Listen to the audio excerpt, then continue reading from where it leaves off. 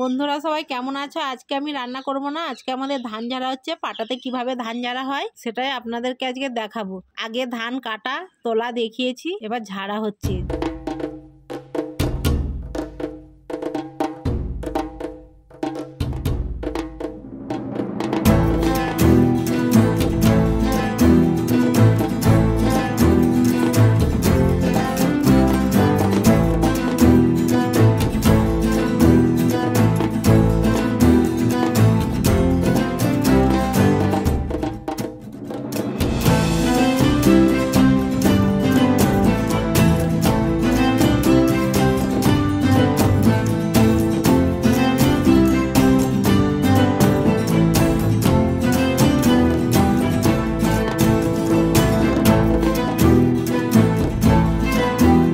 Video ভালো লাগলে বেশি বেশি করে লাইক, কমেন্ট এবং সাবস্ক্রাইব করে আমার পাশে থাকবেন।